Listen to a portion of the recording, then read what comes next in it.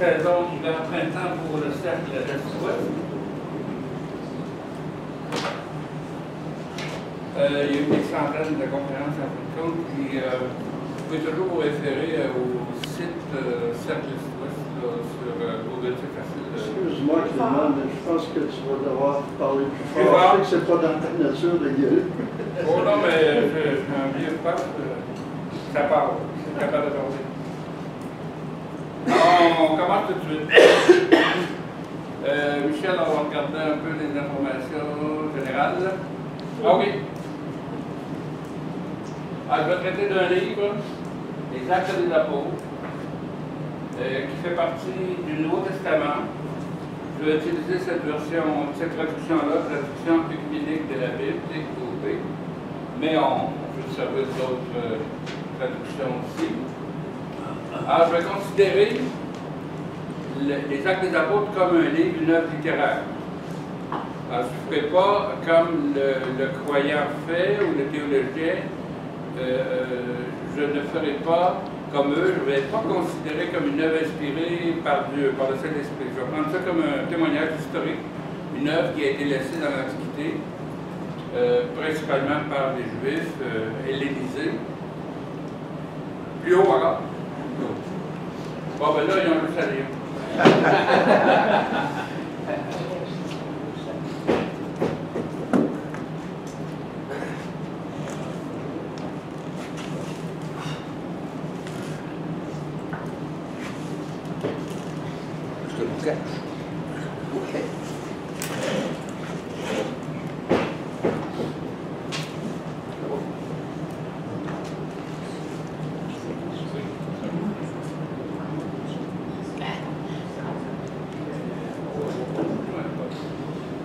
Donc, je vais à l'occasion utiliser des auteurs antiques, un peu plus contemporains de la rédaction des Actes des Apôtres, un peu comme dans le cas de Tacite, c'est quand même on regarde 55 après Jésus-Christ, c'est à peu près à l'époque de la rédaction. Et d'autres, me servir de philosophe grec et figure, c'est beaucoup avant l'époque des Actes des Apôtres, le premier siècle de l'ère chrétienne. Philostrate, je veux dire, c'est presque un contemporain, très peu connu, qui présente la vie d'un philosophe, Apollonias de Tyane, qui a vécu en 175 après Jésus-Christ. Bon, c'est un peu après les Actes des Apôtres. Et je vais faire référence aussi au sociologue allemand Oswald Spengler. Ok, on va dérouler un peu plus. Alors, le livre en question, Les Actes des Apôtres, est attribué à Luc, un collaborateur de Saint-Paul, de Paul, de Saul de Tarse, qui est pas comment de ville.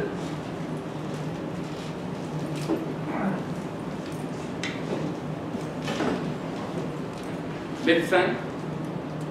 Il y a une certaine minutie, une certaine précision dans ses descriptions. Ce n'est pas un historien comme tel, mais il va nous livrer un livre d'histoire. L'histoire de la première communauté de Jérusalem, des activités missionnaires de Paul autour de la Méditerranée. Et d'ailleurs, on n'en verra qu'une partie des Actes des Apôtres. Je vais faire un commentaire profane, seulement d'une partie.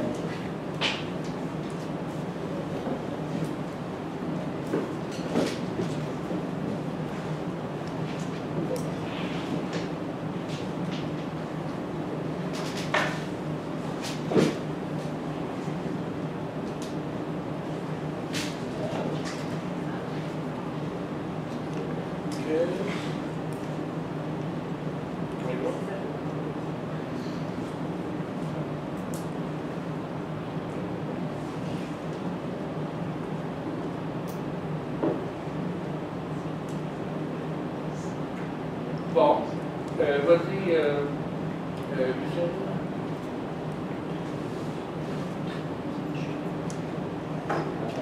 Dans cette chronologie-là, il y a une erreur. La naissance de Jésus, c'est 6 ans avant Jésus-Christ. Avant la date qu'on considère comme la naissance du Christ. Là, les historiens sont trompés. C'est 6 ans, c'est pas 6 ans après, c'est 6 ans avant. La date de naissance présumée de Jésus. Et Paul, c'est quelques années après Jésus. Citoyen romain, fils de citoyen romain. En 27, c'est la prédication de Jean-Baptiste. Puis la crucifixion, l'année 30, c'est la plus probable. On le sait avec quand même assez de précision parce que cette année-là, la Pâque tombait un sabbat. C'est quand même assez rare. Et on attribue la mort du Christ et tout ça avant la Pâque juive, juste avant la Pâque juive. Et cette année-là, ça tombait sur... en même temps, c'est le sabbat. Alors, pour la journée religieuse pour les Juifs, c'est le samedi, c'est pas le dimanche, c'est l'invention chrétienne. Bon, les témoins romains. Les deux plus crédibles, c'est sûrement Pline le Jeune, dont la correspondance dont je m'inspire pour mes commentaires, et Tacite. Tacite, il y a plusieurs livres, et là, c'est très sérieux. Alors, c'est un historien d'orientation stoïcienne, dans une classe de l'Antiquité, tous les savants, c'était des philosophes, on les appelait philosophes. Alors, bon, Suétone est un excellent auteur qui a inventé un peu l'histoire-fiction, les fake news. Alors, il fait des empereurs, soit des êtres extraordinaires comme César, ou bien des monstres épouvantables comme Néron. Il n'y a pas grand-chose de vrai là, dans Suétone. Mais il est élu de façon considérable. Et c'est une lecture que je vous recommande. C'est un livre de poche, Suétone, très facile. Il s'appelle Les 12 Césars, la vie des 12 Césars. Bon, mais c'est un des premiers dans l'Antiquité romaine à parler des chrétiens. C'est pour ça qu'ils sont importants. C'est presque des contemporains de cette époque. Et eux, ils ont entendu parler des phénomènes chrétiens et des persécutions, ils se posent des questions, et ils sont tous très défavorables au christianisme. Comme le judaïsme, ils trouvent ça que c'est des athées, c'est des gens qui ne respectent pas la divinité, c'est des gens qui n'ont aucun sens de la religion, vous allez voir par les commentaires que je vous donner tantôt, et ils méritent d'être bafoués, tout ça. Les Juifs avaient réussi à avoir une entente avec les Romains. Les collectes qui se faisaient en faveur du temple de Jérusalem, dans tout l'Empire romain, étaient transportées par l'armée romaine. Et le trésor était disposé à Jérusalem, dans le temple, près du temple, sous la surveillance de l'armée romaine, qui habituellement ne pigeait pas dedans. Mais quand ça va très mal aller, les Romains vont se servir dans le trésor juif. Dans le trésor de toute la communauté de la diaspora des Juifs de l'Empire romain et à l'extérieur de l'Empire romain, les Perses, etc. Alors, eux, il y en a entendre. Les chrétiens ne sont pas capables de s'entendre avec l'Empire romain pendant des siècles. Ce sera des persécutions, pas toujours aussi pire qu'on pense, mais il n'y aura pas d'accord global, sauf régional. À certains endroits, les évêques vont s'arranger avec les gouverneurs et vont collaborer. Mais ça va prendre plusieurs siècles avec le christianisme et le droit de cité à l'intérieur de l'Empire romain de façon libre, de façon générale, à partir de Constantinople, comme vous savez. Alors, commençons par la première partie des Actes des Apôtres, le prologue. Celui qui fait mention de certaines visions des apôtres et d'autres disciples concernant Jésus après le décès de ce dernier.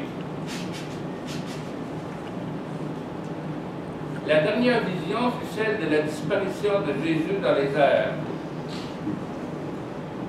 Une d'entre elles est décrite de façon très concrète sous la forme d'un repas de Jésus avec ses apôtres, après sa mort.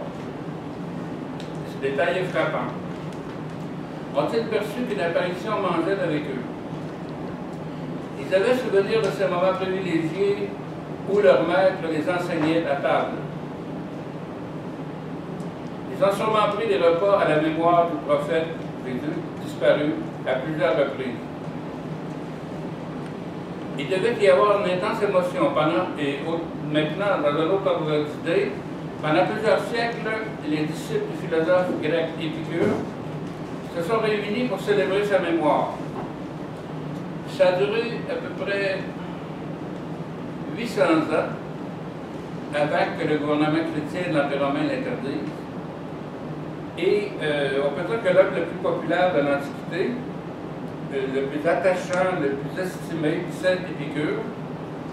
Dans beaucoup de villes, il y avait d'immenses panneaux gravés, sculptés et peints où on mettait des sentences d'Épicure. C'est pas une religion, l'épicurisme, mais c'est une doctrine philosophique très forte qui dit on n'a pas besoin de religion.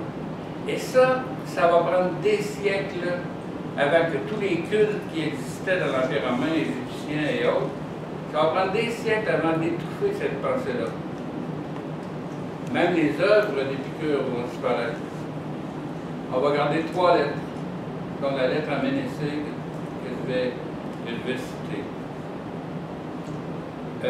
Épicure, c'est un disciple de Démocrite, le grand Platon, l'auteur grec en philosophie le plus important, le plus cité, dont on a le plus de manuscrits, qui souhaitait la destruction des œuvres de Démocrite.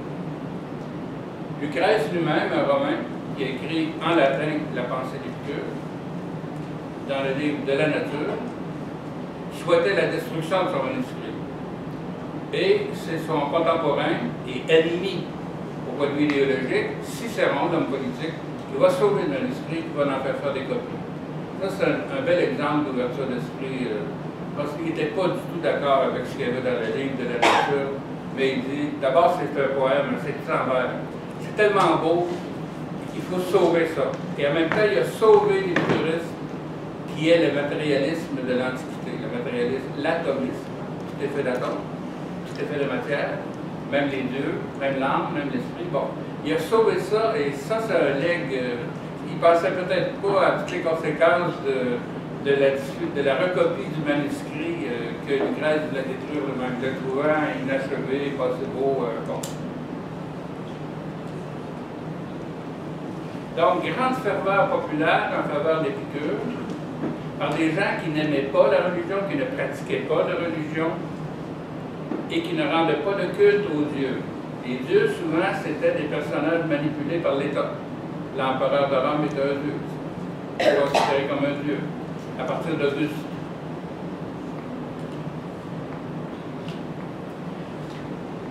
Alors, si les épicuriens, les disciples d'Épicure avaient une telle ferveur, que dire des Juifs du temps de Jésus, après la destruction du temple de Jérusalem? En Judée et autres terres hébraïques, régnait un esprit apocalyptique. L'historien romain Tacite, 55-120 pour Jésus-Christ, contemporain de Luc, un des premiers auteurs païens à faire référence au phénomène chrétien, rapporte ce témoignage. Il était survenu des prodiges dans cette nation considérée comme un crime de que cette nation considérait comme un crime de conjurer par des sacrifices et des vœux, à donner à la superstition des Juifs. Elle est l'ennemi des pratiques religieuses. On vit dans le ciel des armées s'entrechoquer, des armes d'un rouge éclatant, et tout à coup une lueur flamboyante qui, sortant des nuées, illuminait le temple. Ah, ça se passe à Jérusalem. Les portes du sanctuaire s'ouvrirent tout à coup et on entendit une voix surhumaine crier « Les dieux s'en vont ». Tacite est un auteur très sérieux, très méfiant vis-à-vis du surnaturel. Mais il cite ça. On voit bien que c'est un Romain qui parle. Hein? On ne peut pas penser qu'une voix du temple sortirait en disant « Les dieux s'en vont ». Ce serait plutôt « Dieu s'en va » ou quelque chose comme ça, ou Dieu abandonne Israël puisque le temple est détruit par les Romains. Mais ça montre l'authenticité de cet extrait-là.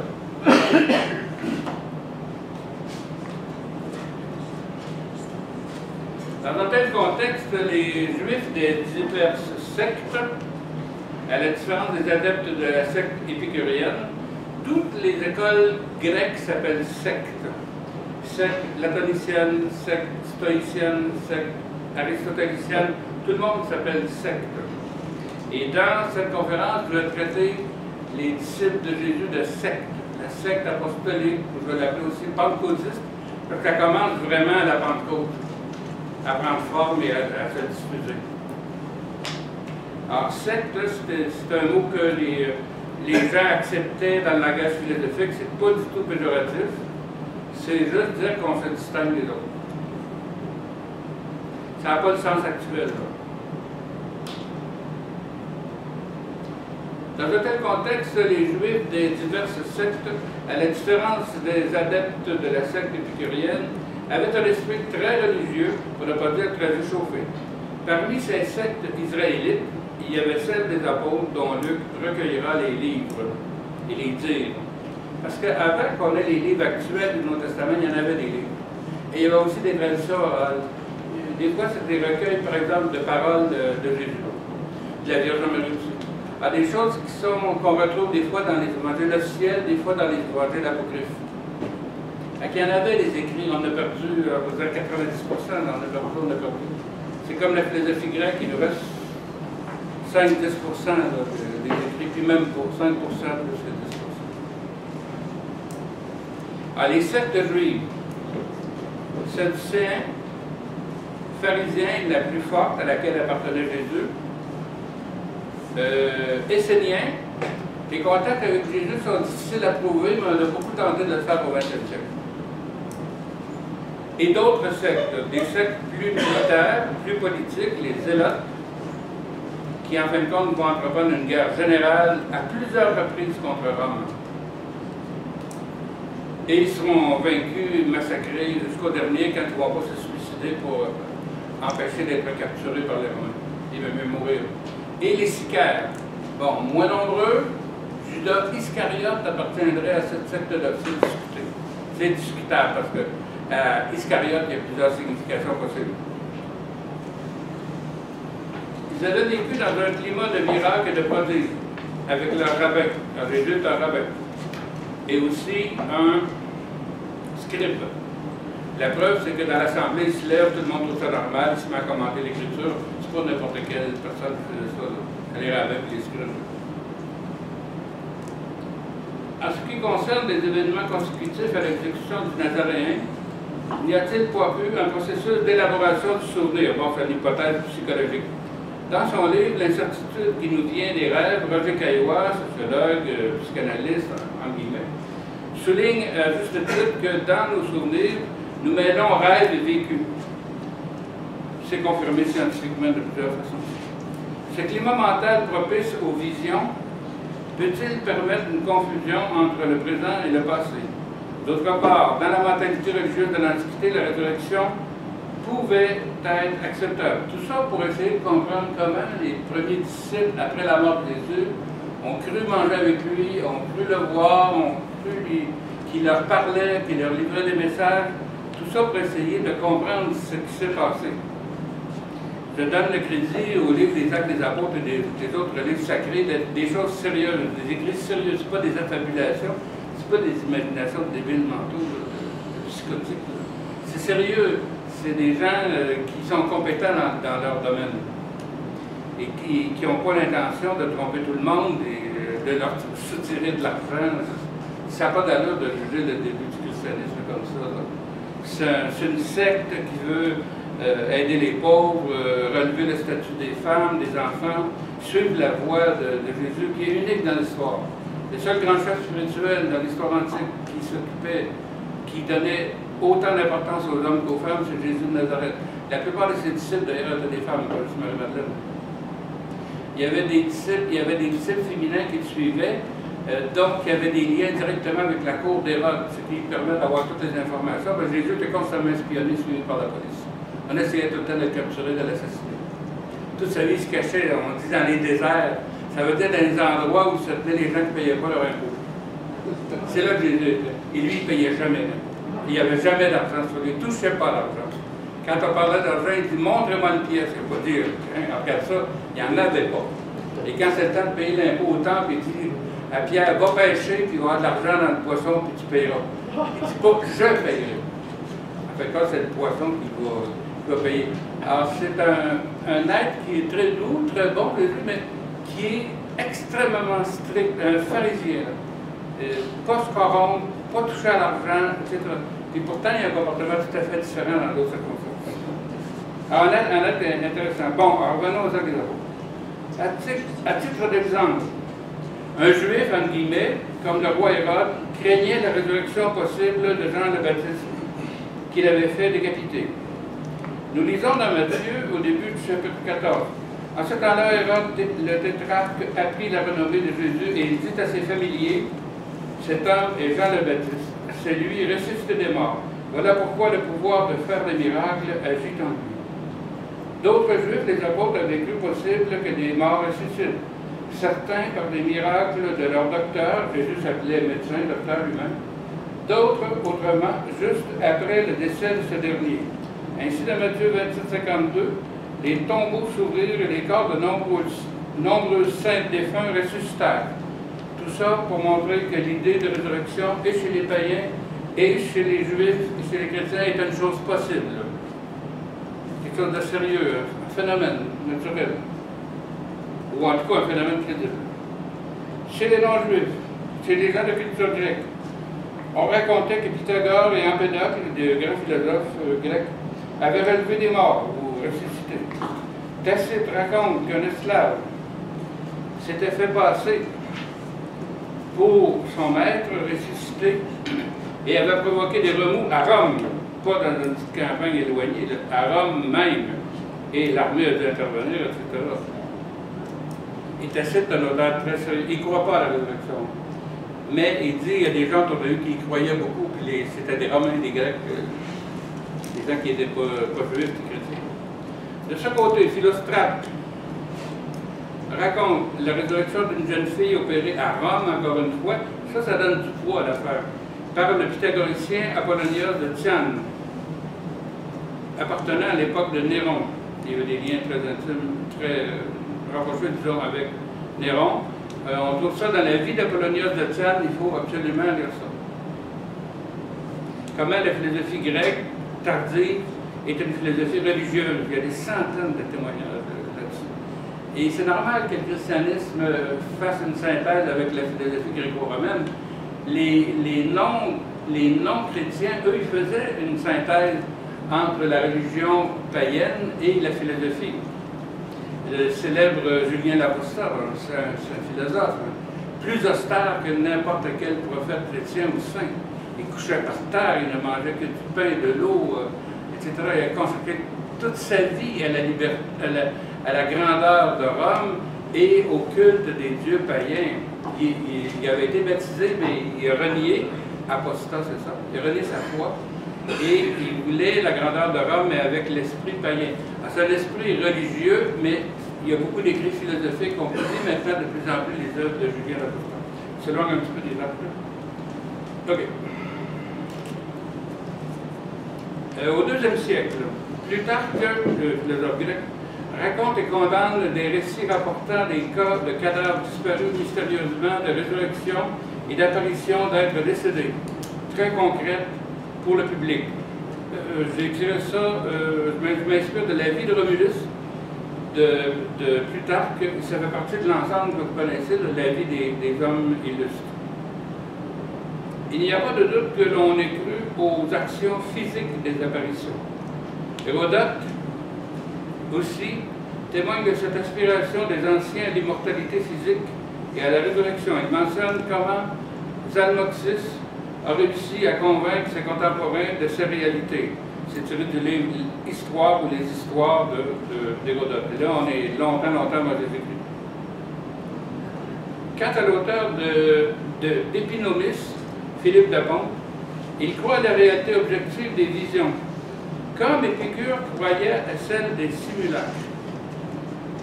Épicure malgré son esprit non religieux, croyait que les dieux existaient et qu'on pouvait voir leur image.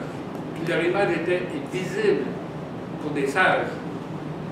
Et il appelait simulacre une image de l'esprit humain constituée d'atomes très subtils qui pouvaient nous faire comprendre ou découvrir quelque chose. Alors, c'est simulacre dans un sens très positif, et c'est quelque chose de réel. Si les épicuriens matérialistes donnaient quelque chose de concret à l'image, eh bien, les autres qui avaient l'esprit religieux et qui croyaient au surnaturel, c'est encore bien plus facile de croire aux visions. C'est ça l'idée de ça. Ce qu'ont vécu les apôtres, les disciples, après la crucifixion, est de l'ordre des expériences extrêmes, mais demeure pour nous ténébreux. Une question philosophique se pose cependant: quelle est la nature de notre perception de la réalité? Est-ce que le réel est ce que l'on croit, ce que l'on veut fermement? Ce que nous appelons expérience ne dépend-il pas de notre vision du monde et de notre système de croyance? Pensons ici à cette réflexion de Joseph Shelton Peirce: changer l'idée que notre fait du monde peut transformer ce monde, tiré de la fêlure de l'œuf cosmique. Selon lui, nos sensations sont reliées à l'image que nous avons de la réalité. Ce n'est pas les sensations qui nous donnent une image, c'est à partir de notre image de la réalité, nos sensations divergent et sont différentes. Ça, en psychologie de la forme et en psychologie contemporaine, ça s'est bien défendu. Et ça se défend dans les sciences cognitives aussi. On pourrait peut-être établir un rapprochement, bien un rapprochement, avec Oswald Spengler, sociologue du début du siècle, un Allemand. La réalité, l'univers par rapport à une âme, est pour chaque individu une projection. Elle est la propriété reflétée sur l'altérité. Propriété soi-même reflétée sur l'altérité de l'univers. Par un acte aussi créateur qu'inconscient, ce n'est pas moi qui réalise le possible, mais on le réalise par moi. Ça ressemble à du Freud.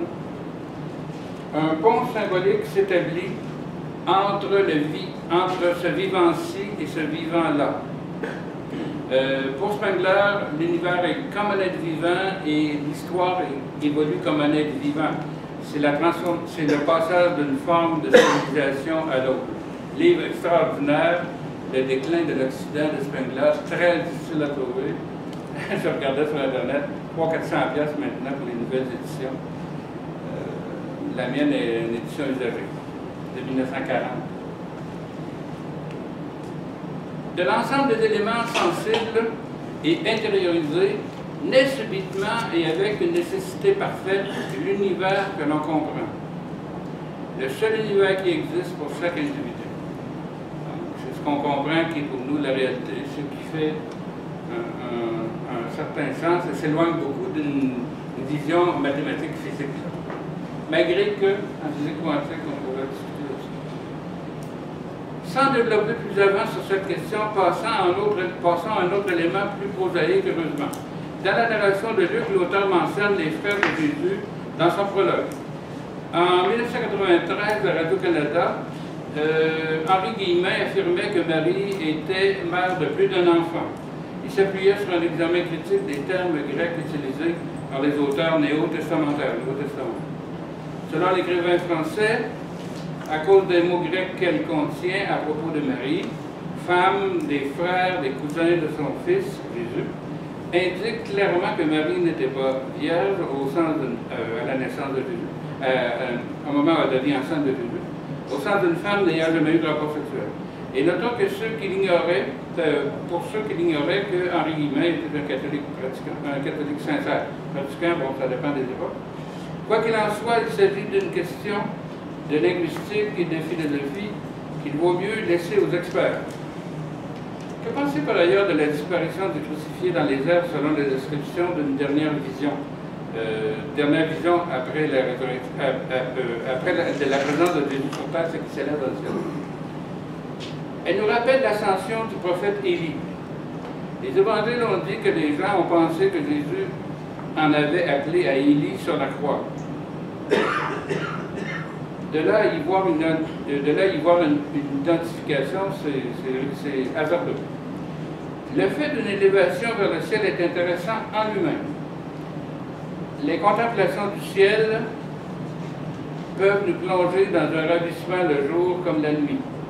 Le ciel est une matrice prometteuse. Ce qui vient du ciel revient toujours plus tard. Justement, les premiers chrétiens, au dire de Luc, sont dans un état d'attente. Les Galiléens leur avaient promis quelque chose d'extraordinaire pour bientôt. De plus, l'écrivain Luc raconte que les disciples ont vu 2 hommes en blanc annonçant le retour du Christ. Il est à noter que lorsque Luc parle des 2 hommes en blanc, il semble aussi réel que le ressuscité lui-même. Il semble, je dis bien. Autre fait, l'apôtre Pierre aurait prononcé un discours pour justifier le remplacement de Judas. Pierre, de façon tout à fait arbitraire, recourt à l'Ancien Testament pour désigner un terrain ayant appartenu à Judas. Citation, que sa résidence demeure déserte, de même pour le remplacement du traître. Judas. Qu'un autre prenne sa charge. Enfin, Luc nous apprend que le choix du substitut fait effectuer par un tirage au sort. Pourquoi? Pourquoi les leaders n'ont-ils pas eu recours à une évaluation sérieuse? C'est vrai qu'ils se fiaient sur une élection divine. Peut-être faut-il y voir une interprétation théologique du hasard. Le hasard, parfois, c'est la décision du Créateur. Serait la décision du Créateur. La pensée biblique, parfois, tenterait d'unifier l'intelligence suprême et les phénomènes aléatoires, le hasard.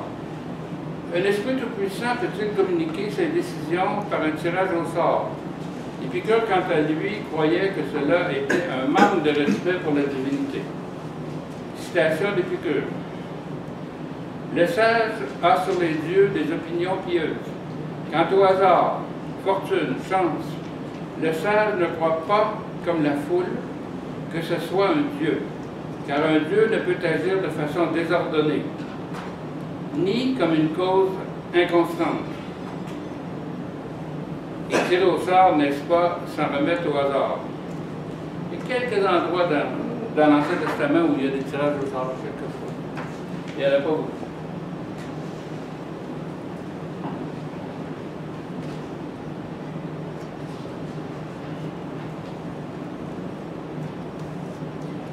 Dans le 2e chapitre, Luc poursuit la geste apostolique en élaborant sur le phénomène paranormal concernant les langues.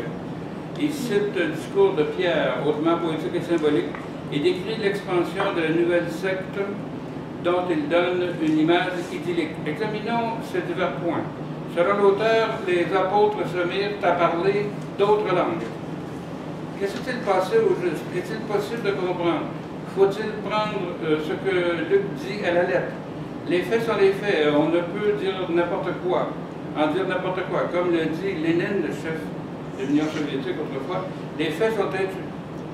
L'auteur semble suggérer que les adeptes de la secte, qui s'appelait la Voix, ils ne s'appelaient pas les chrétiens, dans un premier temps, ils s'appelaient la Voix, ou les Nazaréens, ou les Galiléens, toutes sortes de noms.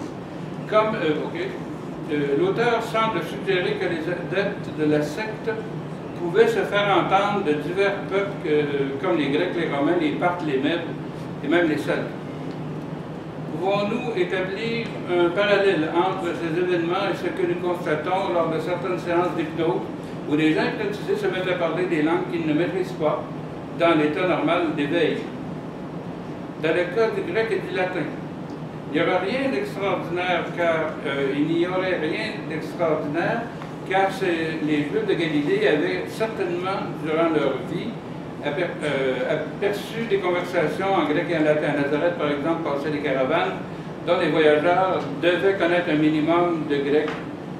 C'était la langue la plus commune. Quels Juifs, d'autre part, n'avaient pas entendu parler des latins par les Romains? Je ne dis pas qu'ils comprenaient ces langues étrangères, je dis qu'ils avaient enregistré inconsciemment des discours dans d'autres langues que la leur, qui était pour les Juifs l'araméen. une ancienne langue très répandue en Orient. Pas juste parlé par Jésus, mais parlé par des centaines de milliers de personnes, surtout en Orient. On sait que la mémoire retient beaucoup plus que ce que nous percevons, de façon consciente. Leibniz, c'est philosophe allemand, de façon très pertinente, a beaucoup élaboré sur ces matières. Nous pouvons nous référer au livre « Les nouveaux essais sur l'entendement humain » pour s'en convaincre. Les disciples crucifiés n'ont-ils fait que répéter des paroles apprises inconsciemment? Question. Mais il y a la cohérence de leur discours qui fait problème. Ils ne font pas que faire des sons ou dire des mots. Il y a un message qui convainc les gens assez qu'ils vont devenir chrétiens au risque de leur vie. Ah oui, il y avait une cohérence dans ce message-là. C'est vrai que dans le monde hellénistique hérité d'Alexandre le Grand, le grec commun, la koiné, était répandu chez de nombreux peuples. Il aurait suffi aux apôtres d'user d'un mauvais grec pour être entendu des néophytes juifs venant de Jérusalem. D'ailleurs, la Bible était en certains lieux, dans beaucoup de lieux, dans l'Empire romain, lue en grec. Et les citations de Saint Paul dans les Épîtres sont presque toujours prises dans la version appelée les Septante, version grecque, qui était considérée comme inspirée pour la traduction de l'hébreu ou d'autres langues au grec. Depuis, les néophytes israélites devaient avoir reçu une formation préliminaire en grec de cuisine ou en grec commun et devaient par surcroît connaître les rudiments de la Septante, ne fût-ce que les psaumes, les formules de foi, d'adoration, d'action de grâce. En conséquence, un mystère qui pouvait paraître bien obscur s'éclaircit facilement sous l'angle de ces éclairages, j'espère. Tout Romain, voyageant en Asie, est de l'Empire romain, savait se débrouiller en grec parce que c'était la langue la plus utile. Comme tout Européen se débrouille en anglais aujourd'hui, mais supposons qu'il y eut plus que le grec commun populaire et même le latin de la rue. Et si les membres de la secte chrétienne, entrés en état second, collectivement, avaient proféré des propos puisés dans leur propre fond, il s'agit de la question scientifique, la question de l'inconscient collectif dont Freud parle dans Moïse et le monothéisme ou Carl Gustav Jung dans toute son œuvre. Il faudrait pouvoir tenter de vérifier en laboratoire si c'est vrai que les petits-enfants peuvent saisir des propos dans des langues étrangères. Je fais référence à des expériences que moi j'ai faites. À partir de racines de langue indo-européenne, je posais des questions à des enfants et dans la majorité des cas, ils savaient de quoi ça parlait. Même si la consonance était très différente de celle du français. Les enfants de 7, 8, 9, 10 ans. Mais si on pratiquait ça en laboratoire, les scientifiques, moi je ne suis pas scientifique, de façon très sérieuse, on découvrirait peut-être une langue innée ou les fondements d'une langue, Chomsky l'a évoqué, d'autres aussi. Une langue, une grammaire commune, toute une langue. OK? Et il faudrait vérifier si c'est vrai que ceux qui parlent en langue, on appelle ça comme ça, se mettent à parler des langues qu'ils ne connaissent pas, dans des groupes pentecôtistes actuels, parlent vraiment des idiomes antiques concernant contemporains du Christ. Parce que non seulement ils parlent d'autres langues, ils font des révélations, des prophéties, mais il y en a qui disent que c'était les langues qui étaient parlées autour du Christ. J'ai lu que certains psychologues confirmaient ça, que les gens en extase dans une cérémonie religieuse, les pentecôtistes sont très exaltés, parlent des langues qui étaient parlées à l'époque du Christ, des langues évidemment qu'eux-mêmes n'ont jamais pu apprendre, c'est impossible. Il me reste plus de temps. Le problème de l'innéisme linguistique pourrait être résolu si l'on pouvait établir que les gènes, les chromosomes, transmettent dans leur information si complexe les bases de certaines langues des parents et des ancêtres. Nous savons, par les études du professeur Luca Cavelli Sforza, que la carte linguistique de la Terre confirme la carte génétique de l'humanité. J'ai tiré ça de Sciences et Vie, un numéro 1990. Ça ne prouve pas que le langage des gens qui ont certaines données génétiques est influencé par ces données, mais ça prouve qu'il y a une corrélation. Là, il y a telle configuration génétique, il y a tel langage dominant. C'est quand même intéressant. Il n'y a pas de cause à effet dans corrélation. On va attendre après la pause. Paul Chauchard, biologiste, affirme le contraire, soulignant le caractère acquis des langues. Tout le fonctionnement cérébral repose sur un jeu incessant de multiples réflexes conditionnés. Et en particulier, toute la symbolisation du langage résulte de tels mécanismes. C'est dans son livre « Hypnose et suggestion ». Il y a un rapport entre l'hypnose et le fait de faire parler quelqu'un. C'est pour ça que j'ai consulté cet ouvrage-là. Que quelqu'un m'a donné en extase se mettre à parler d'autres langues. Pour ça, parce que ça m'intéressait, l'hypnose aussi. D'autre part, le même auteur souligne le lien possible entre mémoire et modification du code des acides nucléiques. Alors là, on entre dans un autre domaine qui semble contredire ce qu'il disait avant. Ce qui ouvre la porte à une possibilité de transmission de la mémoire par l'ADN. L'adoption qui précède, la question reste ouverte. Pourtant, le geste d'égalité ne doit pas être si inepte qu'il faille renoncer à toute quête d'intelligibilité. Sur ces paroles du médecin Luc sont fondées des milliers d'existences et des milliers d'années d'histoire, au moins deux. OK. Et pour revenir à la glossolalie, phénomène de parler en langue qu'on ne connaît pas, qu'on n'a pas apprise, ne faudrait-il pas y voir un espoir d'unité du genre humain par-delà les frontières culturelles et les préjugés xénophobes? Ne faudrait-il pas y voir une image concrète comme l'est toujours une image? Une image concrète, dis-je, de ce cosmopolitisme dont dissertaient en termes abstraits les philosophes stoïciens contemporains de Pierre, et beaucoup plus anciens aussi que Pierre, qui croyait à une cité universelle cosmopolitique.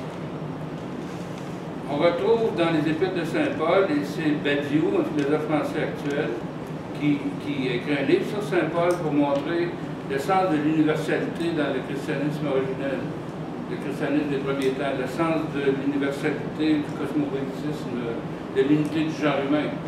Et contrairement, des fois, les gens disent la religion, ça divise, mais il y a dans le christianisme tous les genres ne plus faire de différence entre les hommes et les femmes, entre les esclaves et les gens libres, entre les Grecs et les Juifs et les païens.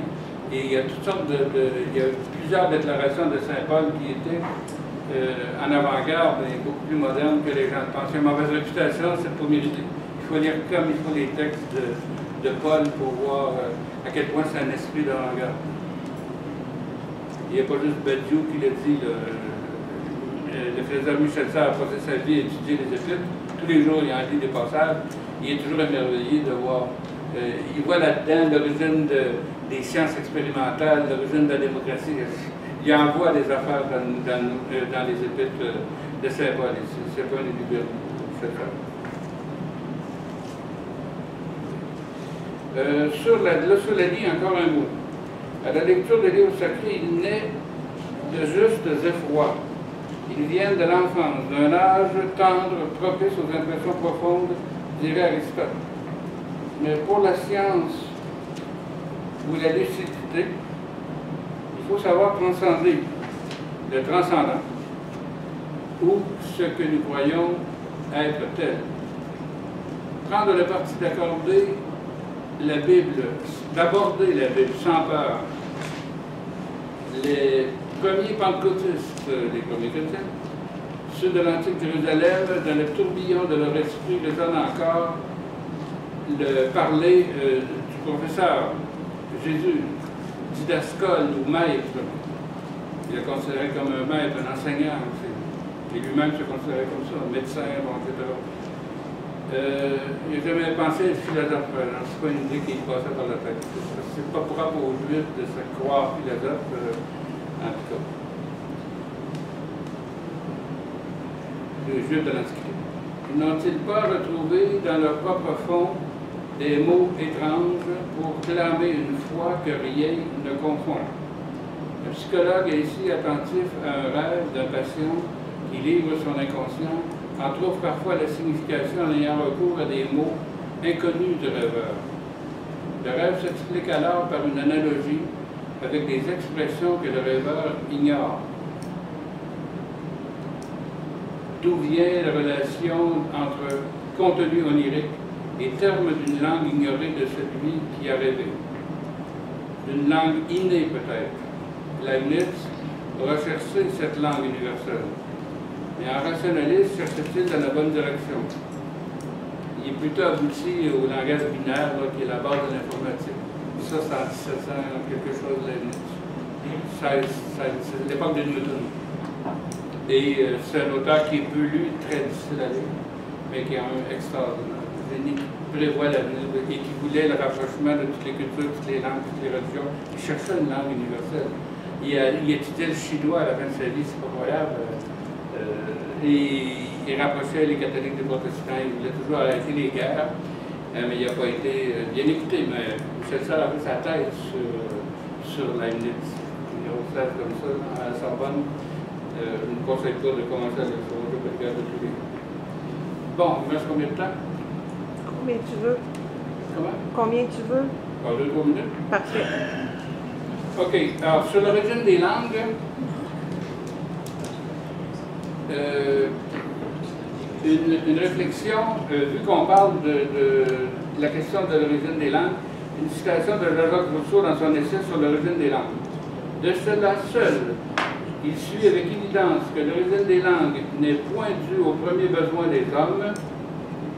Il serait absurde que de la cause qui les écarte vint le moyen de les unir.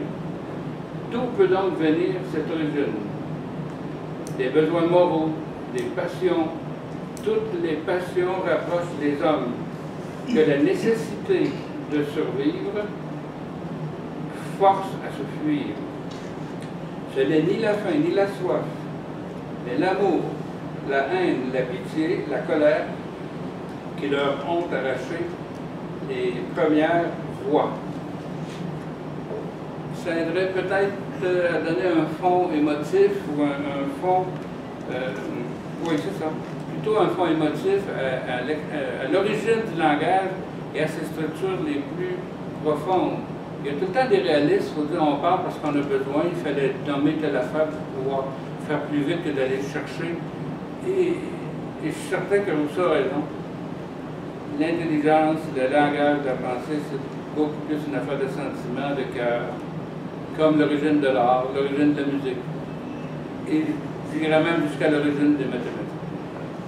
C'est souvent c'est souvent le contraire de ce qu'on nous abrutit constamment, des choses pratico-pratiques, calculables, quantifiables. Non, c'est Rousseau qui a raison. Passons maintenant au discours de Pierre.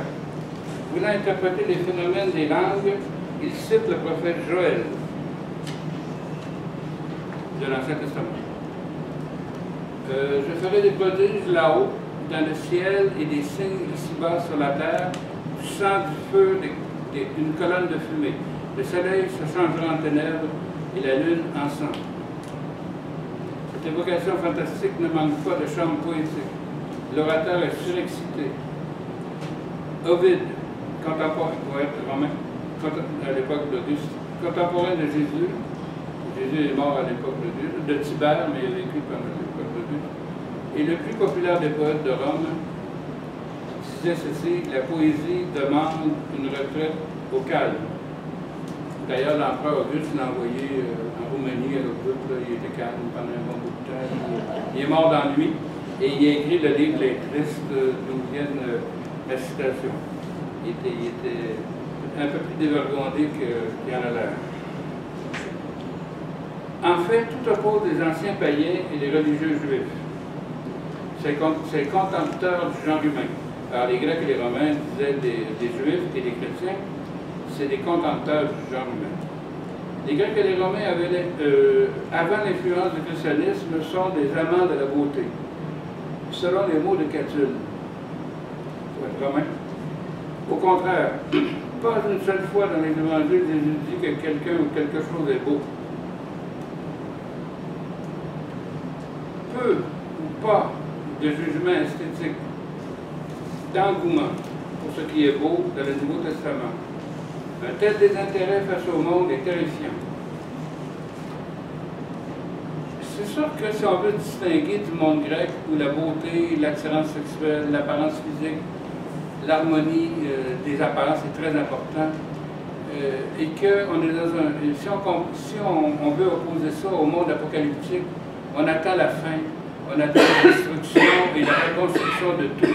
La beauté des statues, des formes, tout ça, ça a beaucoup d'importance. Alors, c'est normal que dans le Nouveau Testament, qui sont des écrits de fin du monde, on attend la fin du monde. Quand on ne se préoccupe pas de la beauté de la musique, la beauté, bon... sauf qu'on m'a répondu déjà à propos de ça, regardez les listes des chants, nul ne sont mieux vêtus que... Bon, il y a des fois dans le discours de Jésus, qu'il y a un discours poétique aussi, des allusions à ce qui est très beau, à ce qui est très agréable, et tout ça pour montrer la grandeur du divin, par exemple. Pas juste pour s'intéresser à ce qui est beau, et essayer de l'imiter ou de l'admirer.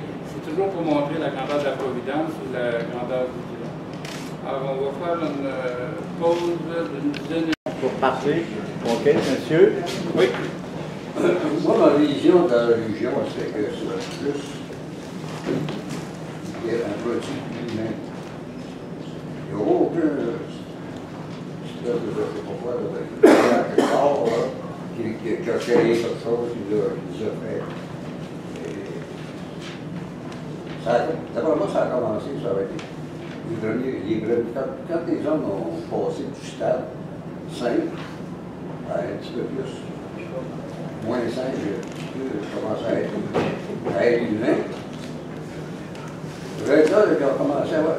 Quand il y avait une éruption d'un volcan, on va causer des dommages, il y avait autre chose, tout à cause de l'autre dans ça. Un éclair, le tonnerre, le tremblement de terre, tout ça, les amené à penser qu'il y avait quelque chose qui était en haut, je ne sais pas, qui est à quelque part. Là, il y a des gens, c'est les futurs curés, ça, qui ont dit on va arranger ça. On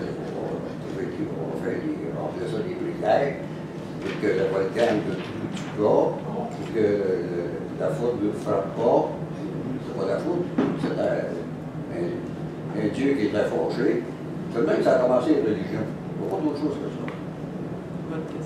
Mais avec le temps, on a rajouté. Si on regarde là, la religion catholique, là, ou chrétienne, comment ça a commencé, là, il y avait plusieurs sectes. Chacun avait ses recettes. Même les Juifs là, qui avaient vécu du temps du Christ, là, ils ont incité pour avoir la Bible.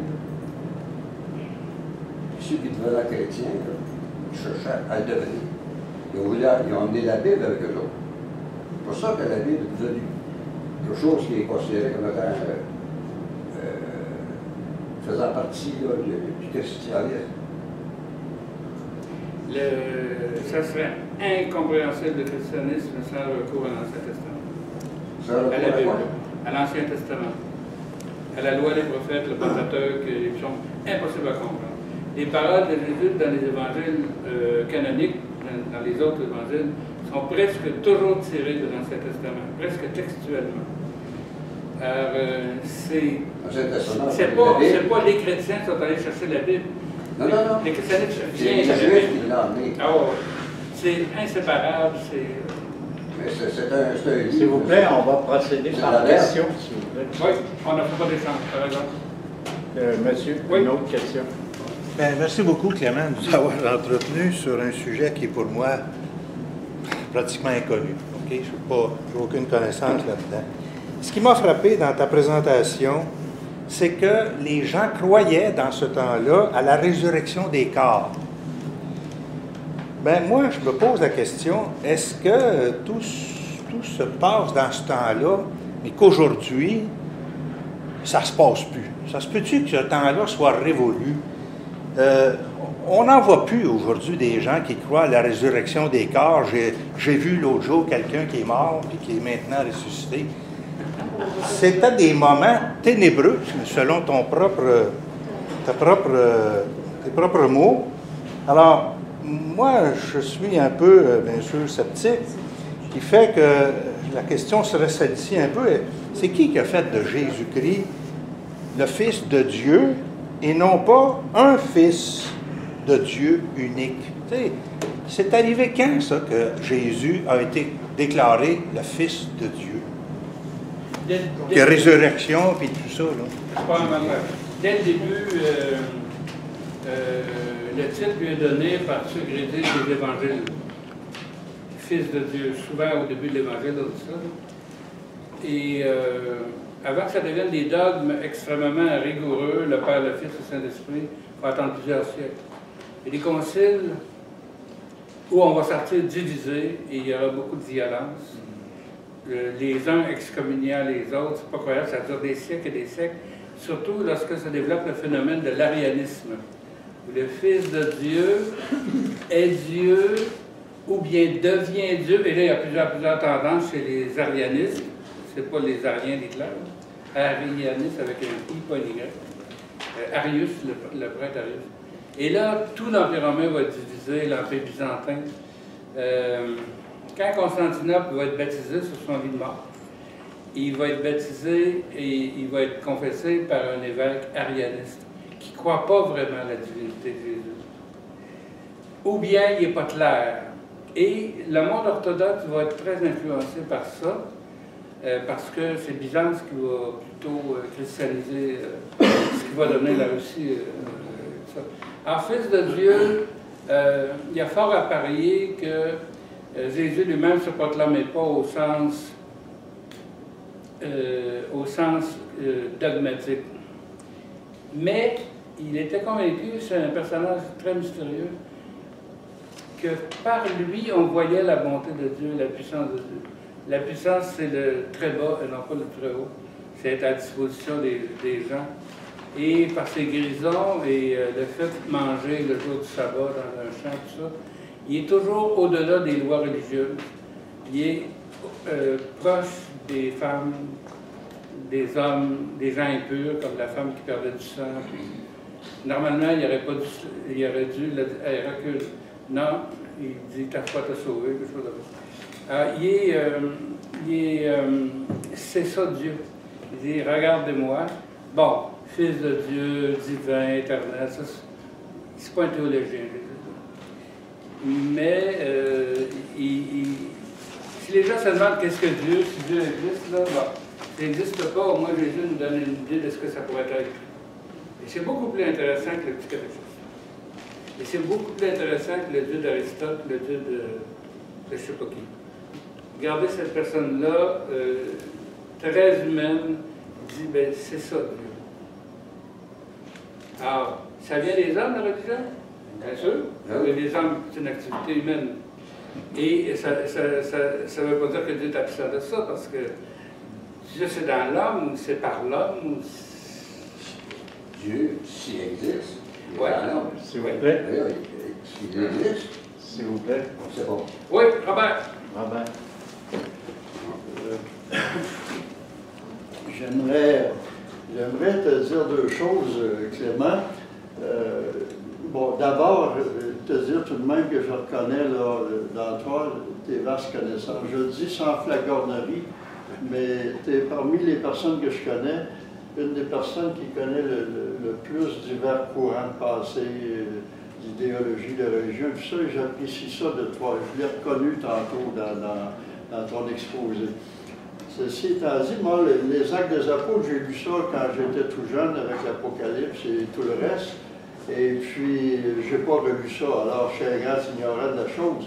Par contre, je me resitue dans l'époque, dans l'histoire, tu sais, et pour moi, toutes les extrapolations qu'on peut avoir faites ensuite, que ce soit sur les évangiles ou tout ça, pour moi, ça reste une démarche intellectuelle, tu sais. On peut interpréter le don des langues de diverses façons, que tu as abordé, tout ça, tu sais. Mais ça a été écrit dans le contexte de l'époque, où ces choses-là ne faisaient pas partie de l'analyse de l'auteur, mettons, tu sais, de Luc.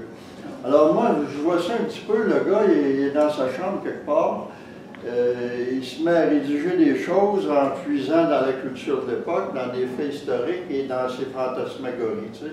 Je vois ça aussi simple que ça, moi, les Actes des Apôtres et tout ça. La seule chose qui me reste, moi, de l'Évangile que j'ai lu petit gars, parce que j'étais dans un milieu catholique, c'est « Aimez-vous les uns les autres ». Ça me semble être le seul message d'envergure de l'histoire de l'humanité. C'est fondamental. Maintenant, est-ce que je l'applique ou non, c'est une autre paire d'histoire, tu sais, une autre paire de manches. Mais, comme je te dis, je vois ça beaucoup plus simple que toutes ces analyses-là. Tu sais, le gars, il a déliré à partir du réel, de ses fantasmes et tout ça. Il a écrit ça, tu sais, puis la suite, ben, on l'a interprété et ainsi de suite. Moi, ce qui me révélerait, je pense, davantage sur les actes des apôtres, ce qui me révélerait davantage, ce serait que tu nous dises c'est quoi ta démarche qui t'a amené à t'intéresser aux actes des apôtres. Okay. Je pense que c'est là que je découvrirais davantage les actes des apôtres. Les auteurs grecs anciens auxquels je fais référence, je les avais tous lus et étudiés, puis enseignés aussi, en autant que je sois philosophe. Par contre, je pensais qu'il fallait lire les historiens et les poètes pour comprendre l'Antiquité. Alors, j'ai lu tout. Les historiens, les poètes, pas seulement que les philosophes. Dans le but d'enseigner la philosophie comme il faut. Et par contre, les actes des apôtres, ça ne m'avait jamais intéressé. Sauf que j'ai senti, et je me souviens très bien du moment, de l'heure, de l'endroit, quelque chose en moi, qui était un athée à cette époque-là, commentaire des actes des apôtres. Je me suis assis et pendant des semaines, jour et nuit, j'ai rédigé un commentaire en prenant le livre qui est là, chapitre par chapitre, et en le considérant comme un livre, tout simplement, une œuvre littéraire, une expérience humaine. Et j'ai compris le sens de ça beaucoup, beaucoup plus tard dans mon devenir. J'ai compris le sens. Je n'avais pas d'intention religieuse, mais il n'y avait aucun mépris de la religion dans ce que je faisais. Et je trouvais admirable les auteurs, Épicure, etc. Je n'avais pas tout lu Spengler à cette époque-là. C'est très difficile à lire, très complexe. Mais par la suite, je l'ai travaillé mieux. Fait que c'est un peu ça, ça répond ça? Oui, en tout cas sur ta démarche à toi, là, tu sais. En fait, je ne savais pas pourquoi je faisais un commentaire profane, sans croyance, de ce livre-là. Ça m'est venu comme une inspiration. Alors, j'ai toujours fait de la poésie, de la peinture, composé des chansons. Quand ça me vient, ça vient. Et moi, je prends l'inspiration dans un certain sens. Oui. Mais j'obéis à l'inspiration. Une autre question. En autant que vous me dites que vous ne croyez pas ça. À quoi? Toutes ces folies-là. Ben, jamais. Il faut avoir un esprit critique. Je n'aurais pas fait une conférence comme ça si j'avais été un intégriste qui prend ça à la lettre. Non, on peut critiquer quelque chose. Ouais. Si je crois à la résurrection, oui, mais j'ai une explication scientifique. Sauf que ça serait très long, basé sur la biologie. Très long sur la physique quantique, sur la biologie, très long à expliquer. Ça fait longtemps que je fais des recherches là-dessus, sur ce que j'appelle l'ultimation de la subjectivité corporelle, qui ne sépare pas l'esprit et le corps, et qui arrive à un moment ultime, un achèvement ou une pointe ultime, et tout l'univers va vers ça. Et c'est en servant de la biologie, de la physique, qu'il faut examiner un phénomène comme la résurrection, que je pense naturel. Mais jamais quelqu'un le voit de la même façon. Si on regarde tous les récits écrits, là, les apparitions, Madeleine voit d'une façon, Pierre voit d'une autre façon. Je parle des personnages du Nouveau Testament. Il n'y a personne qui voit ça de la même façon. Et ceux qui ne croient pas, ne le voient pas. Il n'y a rien. Alors c'est très personnel, hein, très subjectif, d'où tous les doutes qu'on peut avoir. Il faut remettre ça en question, là, la Bible, le Coran, il faut remettre ça en question. Mais là, moi, je ne veux pas jeter à la poubelle. C'est comme si c'était défendu de faire ça. Oui. Mais oui, monsieur en arrière. Oui, c'est ça. Ça va un petit peu dans le sens des questions qui avaient été soulevées. Puis je m'interroge sur la dimension surnaturelle ou naturelle, profane, des choses qu'on entend, qu'on voit dans les actes des apôtres. Personnellement, moi, je suis croyant, mais ça m'intéresse de voir comment, du côté profane, c'est perçu. Comment expliquer, si ce n'était pas des gens trompeurs, malveillant et qui s'engageaient dans ces croyances-là au risque de leur vie. Comment expliquer, parce que je vois pour le parler en langue, que c'était peut-être des langues, des explications, je vais l'expliquer à la répéter, ou les apparitions de Jésus, que c'est peut-être de mélanger le rêve et la réalité.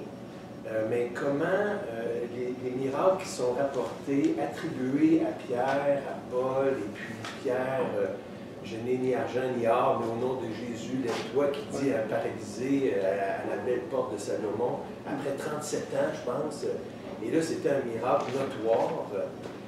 Et comment donc expliquer la multitude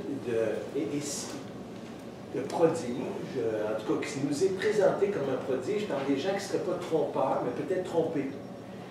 Et aussi, si c'était tout naturel, comment expliquer l'accroissement de l'Église dans le temps? Un sauveur crucifié, c'est pas... c'est pas gagnant, ça commence mal. Bon, ressuscité, mais on ne peut pas le montrer parce qu'il est parti au ciel. C'est pas les gens qui ne croient pas, ils ne le voient pas. Ceux qui le voient, ils ne le voient jamais de la même façon. Regardez les apparitions. Il n'y avait pas d'armée, il n'y avait pas d'argent, il n'y avait pas de parti politique qui était activité par les Juifs et par les Romains, un peu tout le monde.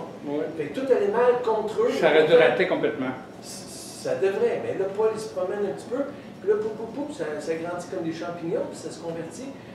Et moi, je me dis, si on retire tous les éléments surnaturels, bon, je respecte ça aussi, mais là, on est confronté à une complication surnaturelle un peu. Comment ça se fait alors s'il n'y a rien de surnaturel dedans, que ça puisse se répandre autant? Et pourquoi ça ne s'est pas répandu plus? Selon certains livres, Saint Thomas, ça serait rendu jusqu'en Chine. En Inde, c'est certain, il y a des traces, il y a des documents qu'on a trouvés. En Chine, c'est des archéologues qui examinent des gravures dans des grottes qu'on attribuait au bouddhisme. Et les nouvelles tendances des archéologues chinois, c'est que le christianisme s'est répandu avant le bouddhisme. Et c'est le bouddhisme qui s'est inspiré du christianisme en Chine, pas le bouddhisme de Bouddha, le bouddhisme chinois. Avec la terre pure, une espèce de ciel, le purgatoire, tout ça. Alors, mais ça répond-tu? Est-ce que le surnaturel... D'après moi, c'est le surnaturel, c'est la suite du naturel ou c'est la métamorphose du naturel, un peu comme la culture, c'est la métamorphose de la nature. Je suis pas sûr d'avoir compris. Bien, on ne peut pas dire qu'on n'est pas des êtres naturels. Et on produit des idées extraordinaires qui n'ont aucun rapport avec les saisons ou avec le cycle de l'eau et tout ça. Puis on a inventé, on a multiplié par 10 les mythes sur le feu, l'eau, la terre, l'air, la sexualité. On en met 10 fois plus que la nature en apporte, qui pourtant est d'une infinité de diversité. Et ça, c'est l'esprit humain. Et la religion fait partie d'après moi, la religion, c'est un phénomène de création culturelle. Très esthétique, hein, c'est très poétique, c'est beaucoup plus proche des arts qu'on pense. Il faut voir ça comme un art. Ceux qui sont incroyants, bien souvent, ils trouvent ça beau. Évidemment, qui ne trouve pas beau l'art bouddhiste, l'art hindou, l'art... c'est de la musique, ça vient en grande partie des religions. Alors, c'est un phénomène d'esthétique, qu'on soit croyant ou non. Et malheureusement, il y en a beaucoup qui sont en train de perdre complètement des racines avec ça. Parce qu'ils perdent des trésors infinis. Ils perdent des choses, ils perdent le sens de l'histoire, le sens des opéras, le sens des symphonies. Ils ne comprennent plus leur culture. Ils sont coupés de leur culture. D'ailleurs, les musulmans, c'est pareil. Ils ne connaissent pas le Coran, ils ne lisent pas en arabe. L'arabe classique, il y a 3% des musulmans qui connaissent ça. Ils ne comprennent même pas ils se fient sur des commentaires de paroles, des paroles attribuées à Mahomet ou à ses disciples. Les hadiths. Hein? Les hadiths. Les hadiths. Ils ne connaissent pas le texte, et moi j'en connais des musulmans, ils n'ont jamais lu le Coran. Ils ne connaissent pas l'arabe classique de toute façon. C'est un apprentissage. Quand les livres sont... S'il vous plaît. C'est des... On a une autre question. C'est vrai qu'il ne faut pas de dialogue. Oui? Alexandre. Tout à coup, j'ai eu une question. Est-ce que tu te considérais alors disciple de Thierry de Chartres, qui vers 1150, qui lui aussi était pour des explications scientifiques. Oui. Et parce qu'il croyait à cet équilibre entre la pensée scientifique et la pensée religieuse. Je ne connais pas Cyril de Chartres. Je sais que toi, l'école de Chartres, du Moyen-Âge, je connais ça beaucoup, mais... Mais a priori, ce que je viens de dire, disons que tu... Pour moi, il n'y a pas d'opposition entre la raison et la foi. Il y a une complémentarité, il y a des distinctions très rigoureuses à faire. Le comportement rationnel et logique est basé sur un sentiment profond de la possibilité, de la croyance, en guillemets, qu'on va comprendre que c'est logique, que c'est cohérent, que ça ne se contredit pas, que ça se tient. Et ça en fait des croyances avant. Et que les mathématiques ont raison. Pas parce qu'il y a une démonstration mathématique que les mathématiques ont raison, mais on croit que les mathématiques ont raison. On veut que ça soit ça l'explication. Et là, avec la physique au XXe siècle, il y a toutes sortes de remises en question et c'est pas fini. Je regarde Louis là, parce que je représente la physique au XXe siècle. Oui, Madame Louise. Bon, moi, Oui. je vous écoute, là, puis j'ai regardé depuis 1 an ou 2 beaucoup d'émissions de la BBC concernant le cosmos, les extraterrestres, etc. Tous les dieux possibles, ceux que les Grecs ont peut-être nommés parce qu'il y aurait peut-être des extraterrestres. Remarquez que moi, là, je suis peut-être ésotérique, je ne me crois moi-même pas, là, personnellement, hein, mais je veux dire, j'écoute, je doute, je ne sais pas, et et je regarde ce que vous nous avez exposé. Parce que moi, j'ai étudié la Bible à fond, je suis avec les Juifs, les bouddhistes, les protestants, etc. Je regarde tout, j'ai fait le tour du monde pour essayer de voir, de cerner. Mais quand je regarde le Christ, pour moi, il est peut-être un homme comme tel, mais le mot Christ, il était souvent employé chez les Égyptiens aussi, pour toutes sortes d'autres noms de personnes. Le Christ, c'est pas simplement le Christ Jésus, là. Il y a eu le nom de Christ, mais ce nom-là était donné avant lui, là. À David, en fait. C'est ça. Et même au peuple d'Israël. Comment? Le peuple d'Israël, le peuple consacré, tous les rois juifs sont Christ, parce qu'ils reçoivent l'onction. Bon, Et donc, parfois les prophètes, les juges. C'est un terme général, hein. Ouais. Jésus ne s'appelait pas le Christ. C'est un surnom. ouais, c'est ça. Mais en tout cas, je regarde les actes des apôtres que vous nous avez présentés, là. Même pas de chapitre. Hein. Non, peut-être pas, mais quand, si je reviens à ce qui est historique que vous nous avez présenté, vous dites que Luc, selon l'histoire, n'aurait pas vécu au temps de Jésus, C'est ça. mais Ça il vient n'était pas à après. la dernière scène, lui, avec Jean et tout ça? Non. Alors écoutez, vous me refaites faire beaucoup de chemin. Non, Puis il il avait 33 ans, il paraîtrait Jésus. Si jamais elle existait, sûrement pas comme Léonard de Vinci le représente, des gens assis d'un côté d'une table se mettent en maudit, se mettent tous du même bord de la table.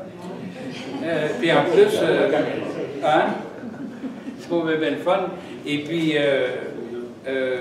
ils étaient couchés, les Juifs, quand ils mangeaient à l'époque romaine.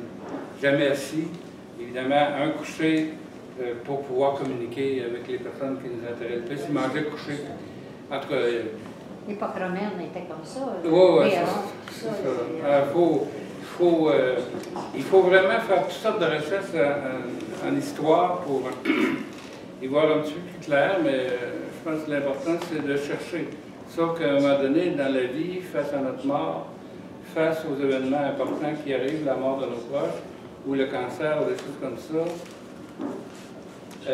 il faut prendre une position spirituelle. Chacun est libre de le faire à sa façon. Et sont toutes bonnes. Ah oui? Même si moi, je suis chrétien, les autres aussi, ils sont bons. C'est chacun à sa façon, y compris l'athéisme. Je cherche une vérité. Je peux penser de telle façon, d'autres aussi, mais j'aimerais ça. J'aimerais quelque chose de plus solide, disons, personnellement. Là. Bien, il faut faire l'expérience. Ça marche par expérience, pas par lecture. La lecture, là, c'est pour un inutile. C'est utile un peu pour nous faire comprendre ce qu'on a vécu. C'est comme quelqu'un qui ferait juste lire sur l'acte sexuel. Là.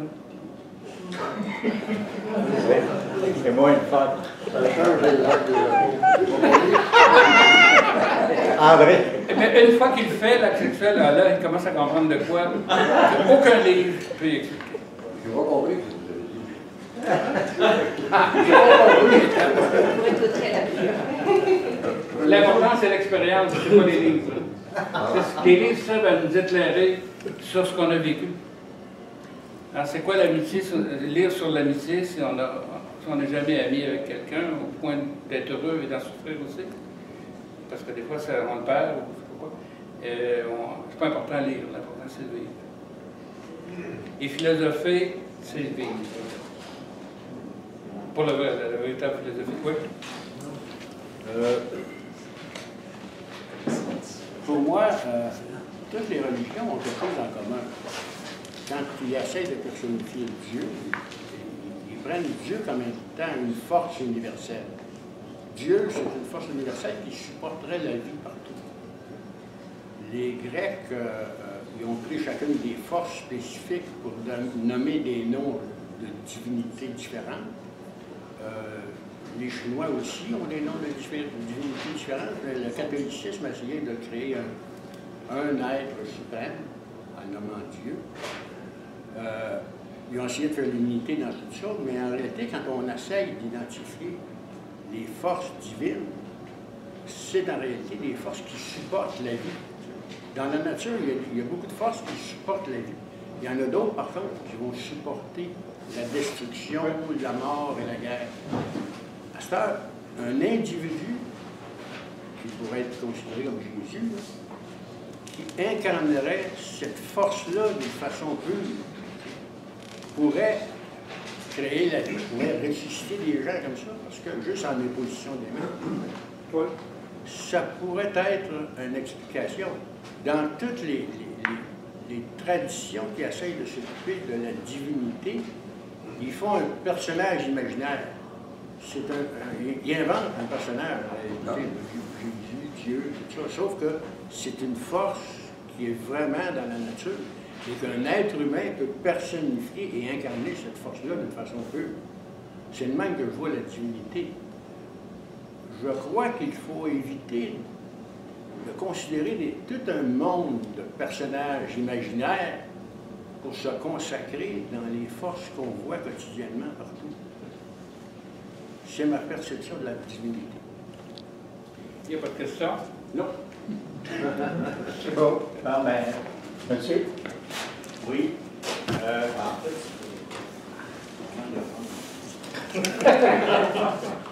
ce que je voudrais savoir, c'est, en fait, si on inclut les évangiles parmi les actes des apôtres. Avec les actes, oui.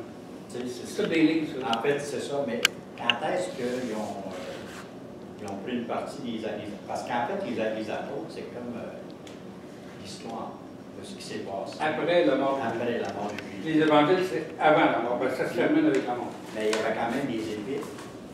Oui. Mais avant, qui annonçaient, puis même dans la Bible comme telle, c'est pas dans le Nouveau Testament, les épîtres, mais... Oui, les épîtres dans le Nouveau Testament.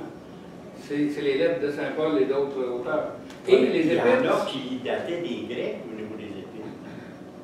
Ben On là, a même eu un à la messe il y a 2 semaines qui datait d'Erasme, qui est venu 600 ans avant Jésus. non, ça ne peut pas. Erasme, c'est les années 16. Celui-là, il parle dans la Bible, c'est 500 ans avant Jésus. Ah, il y en avait des lettres aussi dans l'Ancien Il y avait Testament. des lettres avant. Ah, ben oui. En fait, ça veut dire que ce qu'ils appellent les actes des apôtres, ceux qui sont penchés là-dessus, ils ont sorti 4 ou 5 histoires qui ont appelé les évangiles, qui se ressemblaient plus.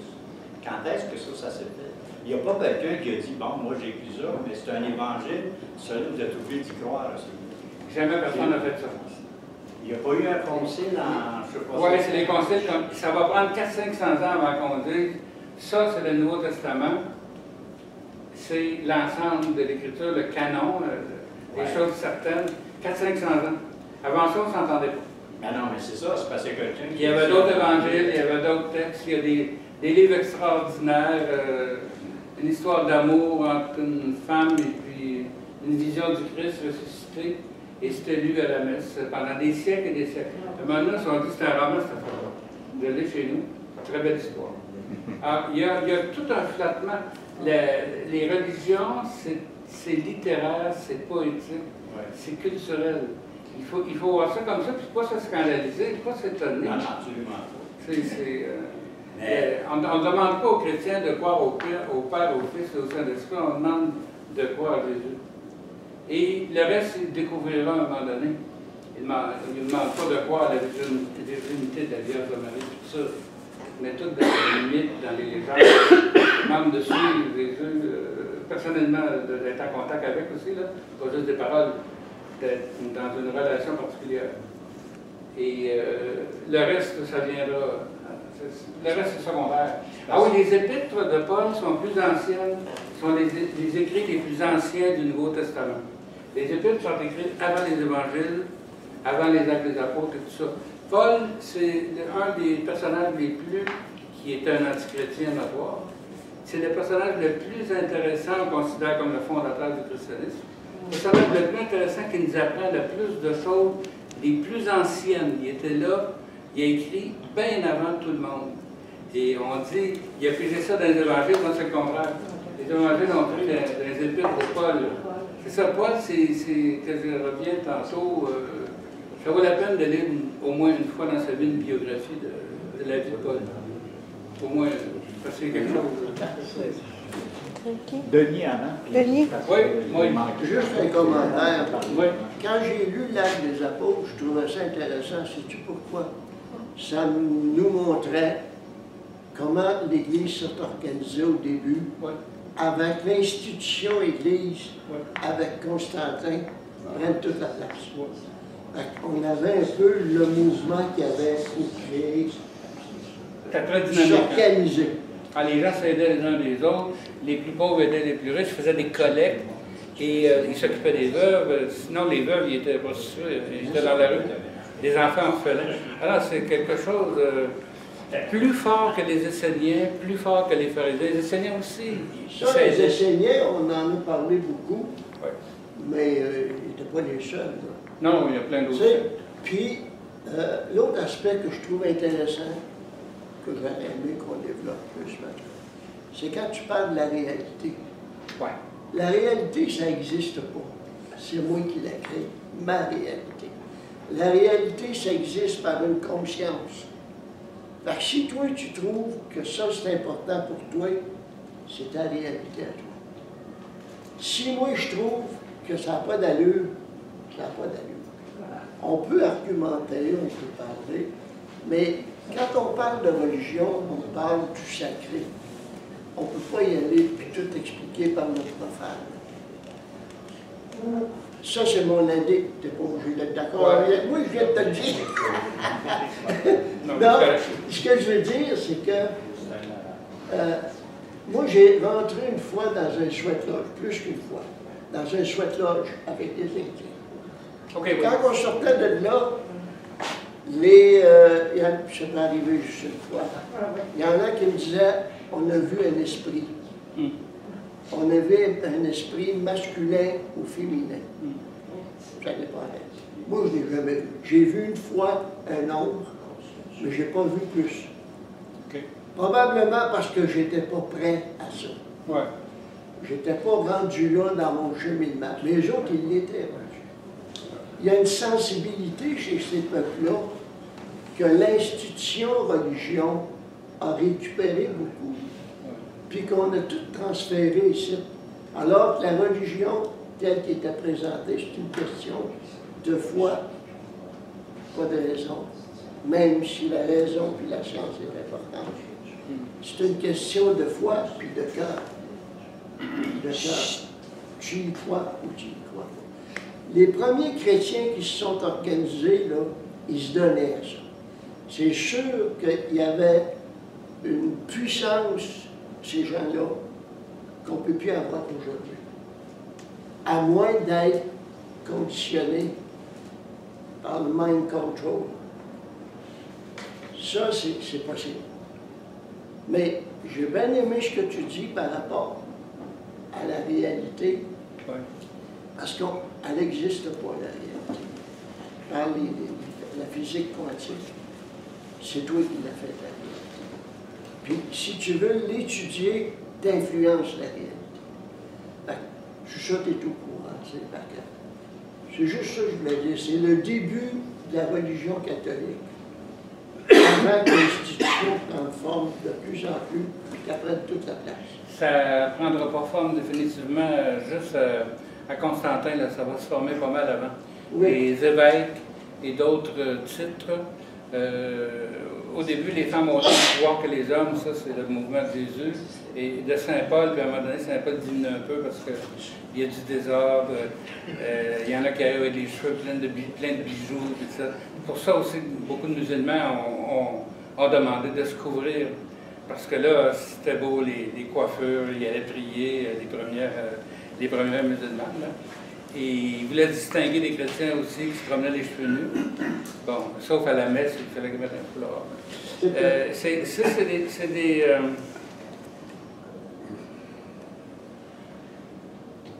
l'importance, bon là, c'est risqué de dire la réalité, ça n'existe pas.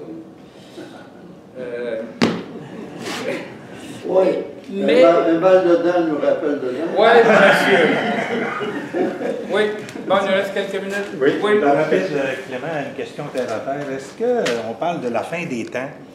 On parle du soleil qui va exploser, la lune qui va devenir... Bon. Est-ce qu'on peut dire que la fin des temps, dans ce temps-là, est prochaine?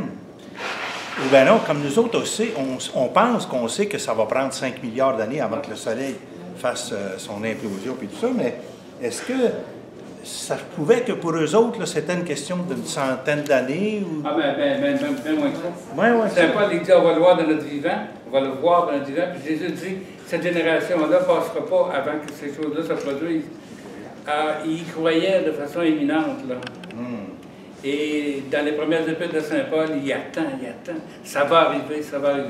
Puis à un moment donné, vers la fin de sa vie, ben, peut-être qu'il faut étirer ça. Pour moi, le croyant en Jésus, c'est déjà arrivé. Il est là. Il est revenu. Il est avec les gens qui vivent avec lui. Et il ne faut pas attendre. Hein? Faut pas attendre. Qui c'est qui est déjà revenu, le Christ? Oui, puis les gens qui sont vraiment croyants et qui participent à l'Eucharistie, ils touchent. Il est là. Il demande, en plus. Comme quelque chose qu'on aime, on demande. C'est le corps du Christ. Ben oui, quelque chose qu'on aime. C'est vraiment... Quelque chose qu'on aime, on demande. Quand on dit à notre petit bébé, je te mangerai, c'est ça l'Eucharistie. Mais là, tu le fais pour le vrai. Puis quelqu'un qu'on aime beaucoup, on voudrait le manger aussi. D'ailleurs, dans l'érotisme, il y a certaines oui. Dernière. À moins qu'il y ait quelqu'un d'autre, j'ai déjà pris la parole. Je ne m'étais pas nommé tantôt Robert. Ah ben, mais c'est important. Ah oui. Mais écoute, Clément, tu disais tantôt, ce qu'on nous demande de croire, c'est en Jésus. Le reste, on ne nous demande pas de croire en Jésus. C'est mon point de vue. Je le partage aussi, mais en même temps, c'est à travers ces choses-là, des livres, des mythes, n'importe quoi, qu'on a connu Jésus dans l'histoire. Hein. Sinon, il n'y a pas tant de documents historiques que ça, et les évangiles, le souvenir que j'en ai, il n'y a pas tant de précision que ça sur les dates, les témoins, tout ça. Alors, moi, j'ai tenu à reprendre la parole parce que je ressens le même malaise que je ressens toujours depuis ma prime jeunesse, d'ailleurs, chaque fois qu'il est question de religion.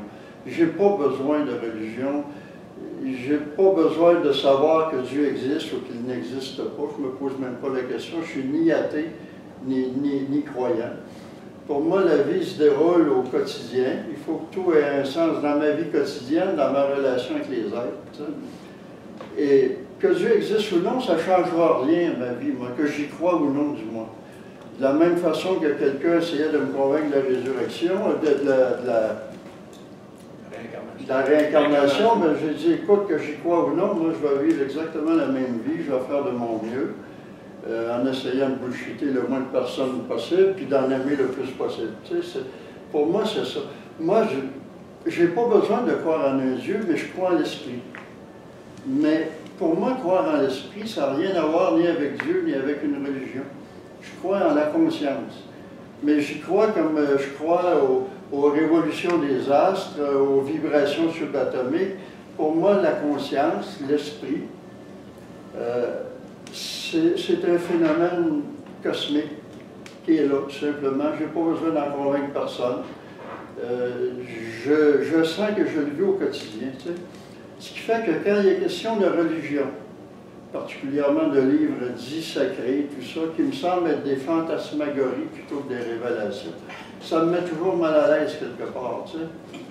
Et je reviens à ce que j'ai dit tantôt, aimez-vous les uns les autres, ça me semble être le seul message à retenir vraiment de l'Évangile. Tu sais. Mais c'est le même message que Bouddha, c'est le même message que n'importe qui peut promulguer dans sa vie, tu sais. Sinon que là, ça a eu des répercussions, hein, heureuses et malheureuses. Mais tout ça pour dire que je n'ai pas besoin de croire en Dieu, je n'ai pas besoin de croire aux actes des apôtres, j'ai rien que besoin de croire en ma vie quotidienne, avec les êtres que je rencontre, les expériences que je fais, tu sais. J'avais envie de partager ça avec les autres. Il y a une question ici. Oui, c'est pas un piège. Peut-être même pas aux conférenciers ou aux philosophes que je m'adresse, mais à Clément. Je vois pas de recul envers les dogmes. Pourtant, la participation à l'Eucharistie, comment ça se concilie d'aller dans une église et de participer à des rites tout en étant, on va dire, tiède par rapport à l'ensemble de ce que l'Église, elle, demande qu'on croit. D'abord, l'Église, c'est la communauté des baptisés. C'est pas une institution cléricale. Le reste, c'est une chose, l'Église, c'est une autre chose. Si tout ce qui est à Rome disparaissait, l'Église existe encore. L'Église, c'est les croyants.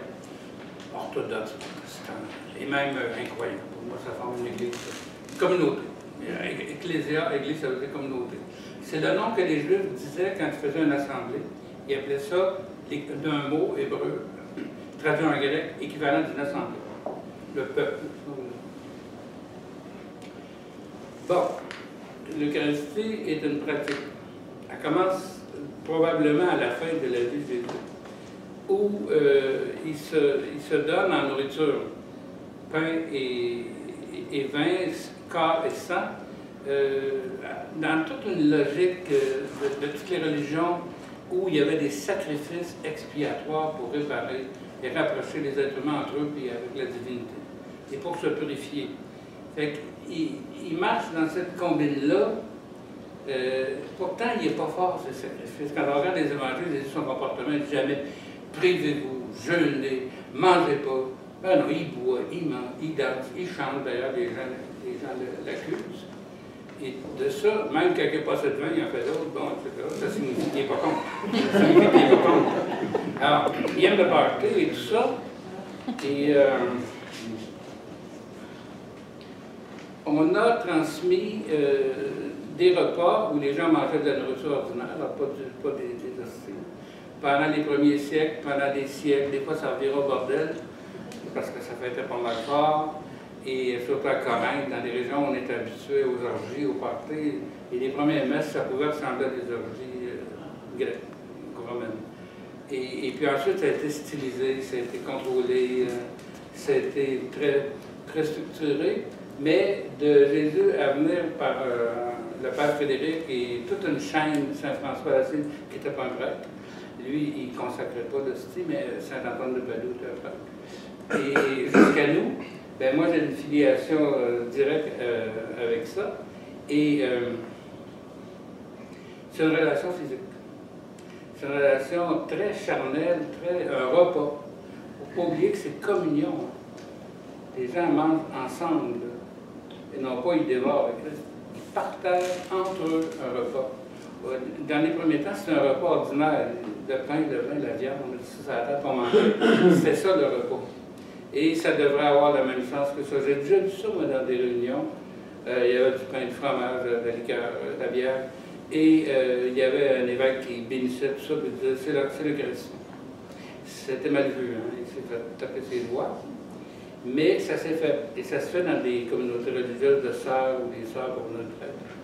Ils vont consacrer le repas, et c'est l'Eucharistie, on mange ensemble. C'est la communion. C'est un but de partage, en grande partie. Puis les gens qui n'avaient rien mangé, ils allaient manger là. Comme on est invité dans le lancement des vernissages, on n'a rien mangé, on se tient dans les vernissages, on va tout le temps pas manger. Mais probablement que les premiers qui allaient y aller, au moins, on va manger, parce que la famine va discuter. Et des fois, ils devaient laisser rentrer, puis des fois, ils devaient sacrer dehors, mais en leur donnant un petit sac, là, un petit morceau de pain, Ah, ouais, c'est ça.